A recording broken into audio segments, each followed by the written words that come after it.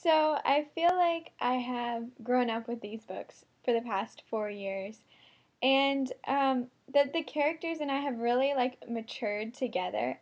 And I was just wondering if that's something that you considered and thought about and planned for, or if it's sort of just something that happened that the characters almost did on their own, just maturing at their own pace. So the next question, this another. These are really good questions. She's asking. She's saying that she grew up with the characters, kind of, over the course of however many years she's been reading the series. And did I think about that, or was that something I anticipated as the characters matured? A little bit, I did, and like I say, I don't plan much. I'll tell you something interesting happened. So here's two things. First of all, I'd co-authored with my wife the Animorphs series, and that was 54 regular books and two companion series, so it ended up being 63 books altogether. And of course, we were cranking them out at a rate of 14 a year. They were short, and we did the same thing there. Basically, the characters became more mature and seemed to age over time, and I liked that. It worked out well.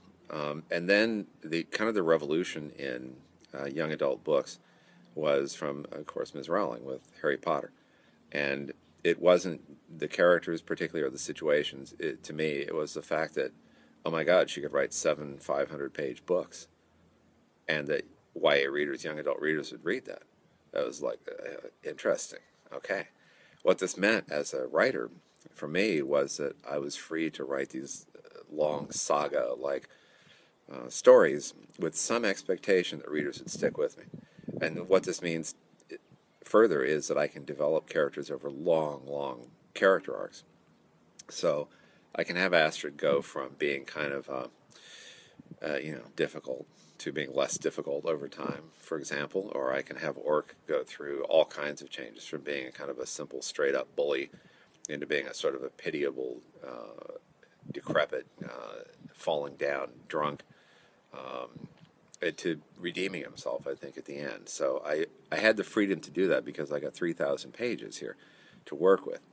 And boy, that was great. So, but did I think about it in those terms, in the terms of my characters will be maturing along with the readers? Not as much that. I thought that the experiences that the characters are going through in the phase, the suffering that they've endured, the responsibilities that have been placed on them, all that kind of stuff, would make them mature pretty quickly. I think generally we in the United States, Great Britain as well, tend to coddle children. There was a time when 12 and 13 and 14-year-old boys were off to war.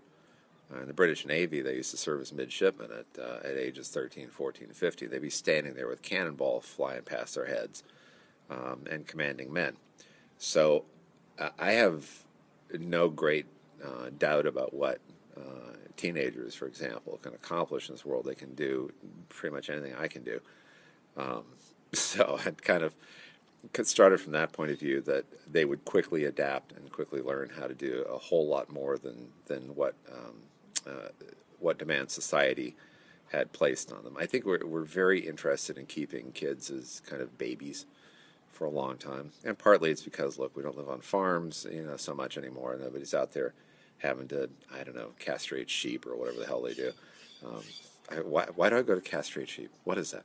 Okay, so they start bringing crops or, work in factories.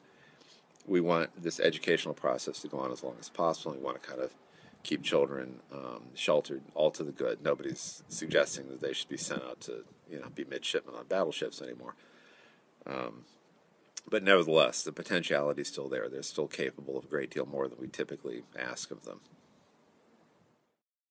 Have you ever been reading a book and just thought, man, I really wish that was my idea? All the time.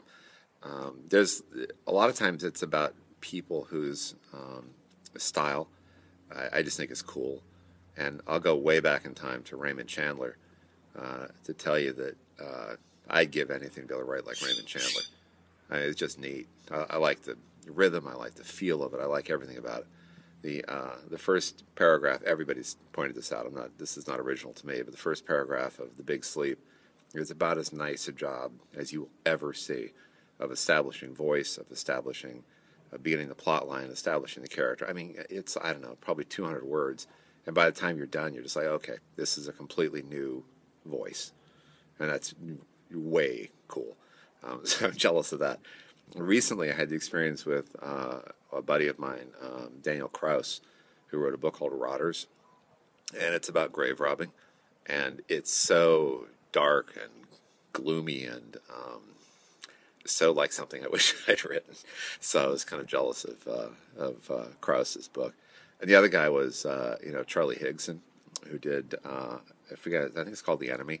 It's a great zombie book set in the UK, set in London in a Tesco, I think, in a supermarket. And there's a part, and I don't want to spoil his book either, but there's a part where I'm sitting going, oh man, is he going to do that? Is he going to go? Is he going to go to the royals? Will he take this to the palace? Yes, he does. I just thought, wow, that's excellent. I'm very, it's like, sweet. I wish I'd had that opportunity. That's just a cool piece of writing. If you could go on a date, platonic or otherwise, with one of your characters, who would you pick and why? Okay, this next question's a little, boy, verging on dangerous territory. So let's begin with this. I'm a 58-year-old guy, and my characters are maximum of 15. And that's not my particular kink in life.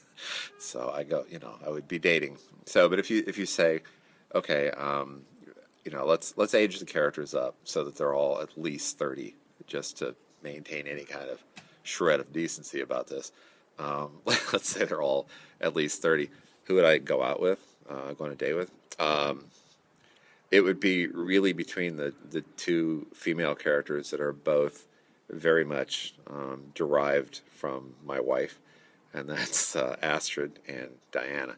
And you may say, wow, they're completely different. I go, yeah, welcome to women.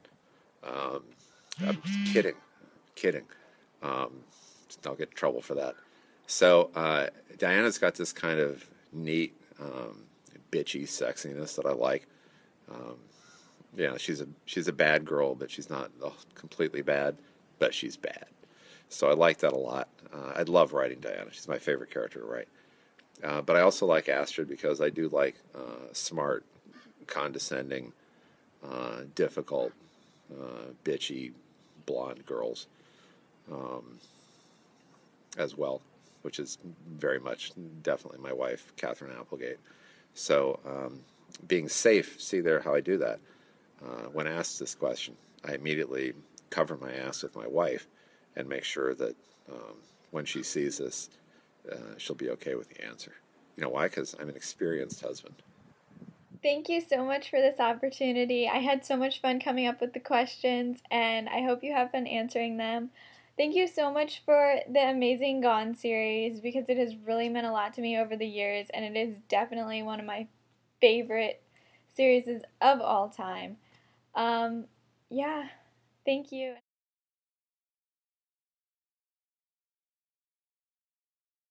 Why do I go to castrate sheep? What is that?